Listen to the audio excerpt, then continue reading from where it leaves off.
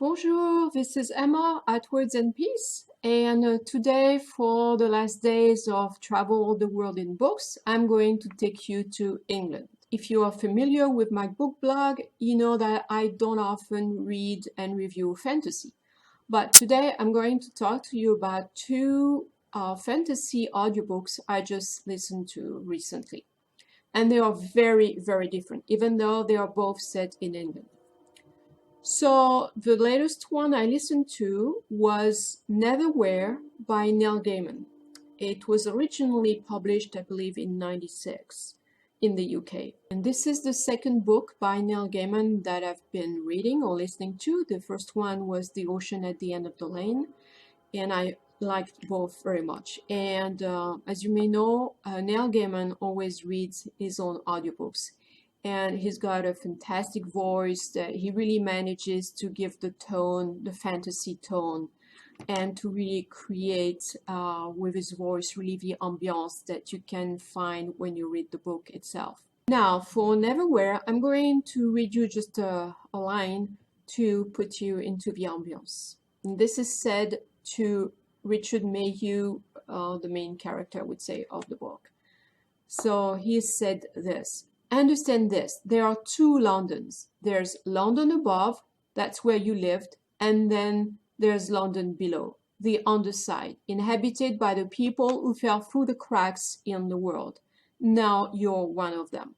So how does Richard Mayhew go from London above to London below? Well, one day he bumps into a young girl who's been wounded, and she's on the sidewalk, and he takes care of her, and something strange happens, and he ends up being in the London below, which is kind of a copy, a darker copy of the London above, and with weird characters and strange thing happenings, and you've got good people or bad people, villains, I would say, and the trick is to really try to understand who's for you or who is against you.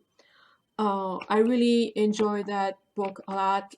You also find all the stations, the subway station, I should say the tube stations of London.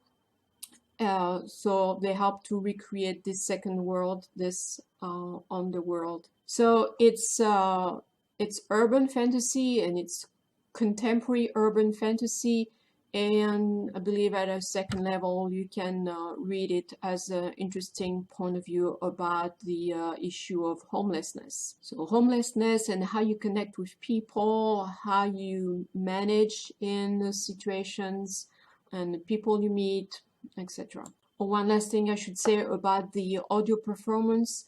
Gaiman also is really good at changing, the different voices for all his characters, between the good ones and the bad ones, and and some who may seem good, and turns out they're not that good, and vice versa.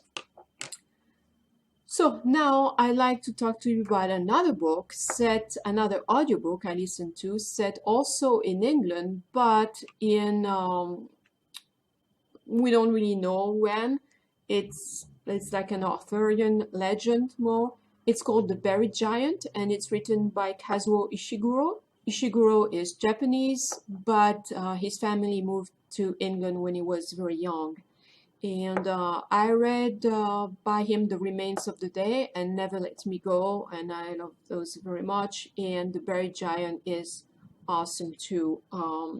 There's been a lot of debate about this book, and I'm not sure why. Yes, it is very different from, let's say, Never Let Me Go, but I don't see why authors couldn't, experiment in different styles. And I can say this one is just as beautifully written as previous books by Ishiguro, so don't hesitate, read it, that's really worth it.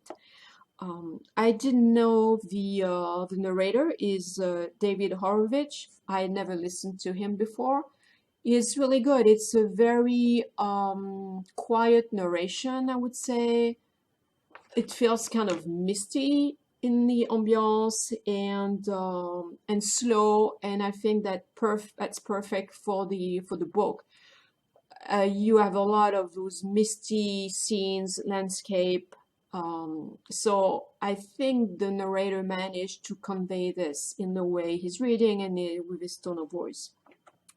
So whereas Gaiman's book was urban fantasy, I would call this one countryside fantasy, if that type of thing exists. Probably not, but you see what I'm talking about. And the story is about an old couple, and they're on a journey because they want to try to meet with their son that they haven't met for many years. And on their way, they are going to meet lots of different characters, knights, even a dragon. So it does feel a bit Arthurian,